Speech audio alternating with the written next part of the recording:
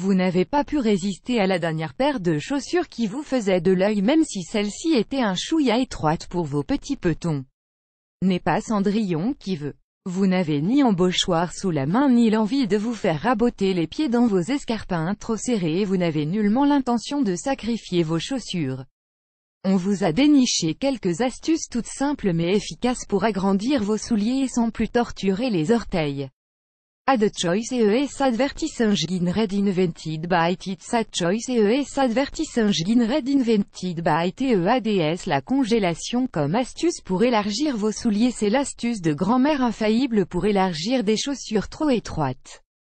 Elle fonctionne aussi bien sur les chaussures en cuir que celles en tissu.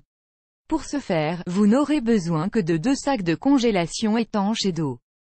Versez l'équivalent d'un quart de litre d'eau dans le sachet, zippez-le afin que l'eau ne coule pas et placez-le dans vos chaussures en l'enfonçant dans la pointe. Placez vos chaussures dans un sachet et mettez-les au congélateur de quelques heures à toute une nuit. L'eau en se solidifiant élargira vos souliers. Aussitôt sortis du congélateur, laissez juste le temps au sachet de fondre puis portez vos chaussures le plus longtemps possible après avoir enfilé de grosses chaussettes. Le cuir de vos chaussures devrait ainsi s'assouplir et vos souliers prendront la forme de vos pieds. Répétez le processus plusieurs fois jusqu'à obtenir le résultat escompté. Maintenant place au chaud. Vous trouvez ça un peu cracra de mettre vos souliers dans votre congélateur? Vous voulez vous éviter les sermons de votre mère? Le chaud peut faire l'affaire. Mouillez le cuir, enfilez des chaussettes bien épaisses de ski, puis vos chaussures et portez-les quelques heures en veillant à bien remuer les orteils pour que le cuir se dilate. Vous pouvez accélérer le processus en utilisant un sèche-cheveux que vous aurez mis sur réglage chaud avant de chauffer votre chaussure. Le journal mouillé, c'est le truc de grand-mère. Humidifiez du papier journal avec de l'eau et fourrez-en vos chaussures pour les laisser poser durant toute la nuit. Le lendemain matin, vous aurez gagné quelques millimètres de confort et pourrez enfiler vos chaussures sans aucun souci. Si en revanche, elles sont un peu serrées, réessayez l'astuce et au matin portez vos chaussures encore humides avec de grosses chaussettes et gardez-les jusqu'à ce qu'elles sèchent totalement et le tour est joué. Add choice ES advertising red invented by Kids. Add choice ES advertising red invented by TEADS. Autres astuces pour assouplir vos chaussures. Appliquez sur les parois de la chaussure un linge imprégné d'alcool à friction, de glycérine ou d'huile de ricin puis mettez les pieds dans des chaussettes épaisses avant de porter vos chaussures ou forcez-les à l'aide d'un extenseur de chaussures réglable en longueur comme en largeur. Recommencez jusqu'à ce que les chaussures ne vous serrent plus. Tirez plus grand que tout comme vous pouvez placer vos chaussures que vous aurez préalablement vaporisées d'un dilatateur pendant plusieurs jours dans ces écarteurs appelés embauchoirs. Après leur avoir fait subir ces traitements, n'oubliez pas de soigner vos chaussures avec des produits imperméabilisants.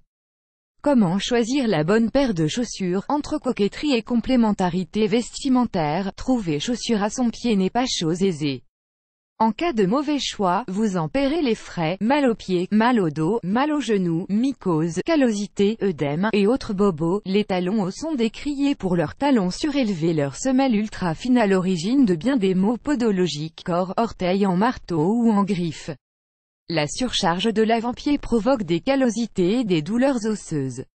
Un talon trop haut altère le tonus musculaire du mollet et provoque par répercussion des douleurs lombaires. Évitez les chaussures à pointe effilée qui compriment les orteils et favorisent l'apparition de saillies osseuses, corps, durillons et ongles incarnés. Il faut faire attention à trouver sa bonne pointure, en prenant en compte à la fois la longueur et la largeur du pied, au risque de faire subir aux pieds des frottements chroniques jusqu'à user la plante des pieds, souffrir de callosité et des œdèmes. Pour ne pas avoir de mauvaises surprises, faites vos emplettes, idéalement le soir, quand vos pieds sont déjà gonflés. Vous devriez pouvoir enfiler vos chaussures facilement. Si vous êtes sujet à la rétention d'eau, évitez les chaussures ou sandales à lanière. Quant au choix de vos chaussures de sport, prenez une pointure au-dessus, car l'exercice physique fait gonfler les pieds. Optez pour des chaussures qui maintiennent bien la cheville, idéalement en cuir de bonne épaisseur. Les chaussures c'est comme la brosse à dents, c'est personnel et ça ne s'échange pas, à moins que vous ne vouliez que quelqu'un vous refile ses mycoses et champignons. Plus grand que.